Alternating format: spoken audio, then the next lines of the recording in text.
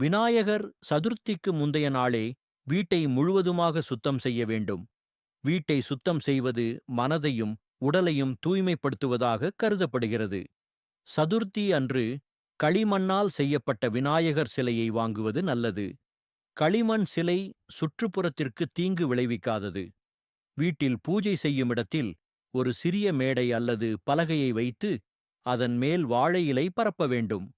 வாழை இலையின் மேல் அரிசி மாவால் கோலம் போட்டு அதன் மேல் விநாயகர் சிலையை வைக்க வேண்டும். விநாயகருக்கு பிடித்தமான அருகம்புல் மாலை, தும்பைப்பூ, செம்பருத்திப்பூ, எருக்கம்பூ மற்றும் பிற பூக்களால் சிலையை அலங்கரிக்க வேண்டும். விநாயகருக்கு பிடித்தமான கொழுக்கட்டை, மோதகம், சுண்டல், அவல் மற்றும் பழங்களை நைவேத்தியமாக படைக்க வேண்டும்.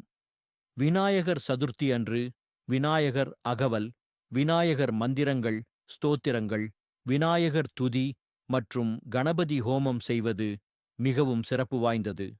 பிள்ளையாரை வீட்டிற்கு கொண்டு வந்த நாள் முதல் மீண்டும் நீரில் கரையும் வரை மனதிலும் வீட்டிலும் பக்தியுடன் இருக்க வேண்டும். அசைவம் சமைப்பது, அசுப வார்த்தைகளை பேசுவது, அமங்கலமான செயல்களை செய்வது போன்றவற்றை செய்யக்கூடாது.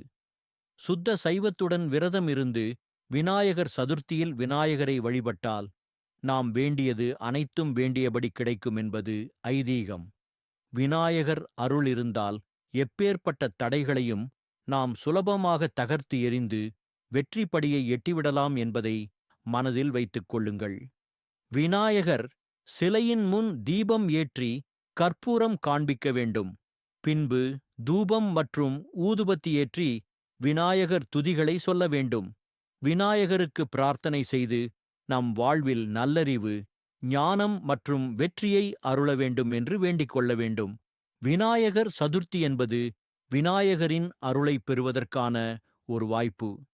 இந்த நாளில் நாம் அனைவரும் விநாயகரை வழிபட்டு நம் வாழ்வில் செழிப்பு, நல்லறிவு, ஞானம் மற்றும் வெற்றியை அருள வேண்டும் என்று அனைவரும் பிரார்த்தித்து வேண்டிக் கொள்வோம்.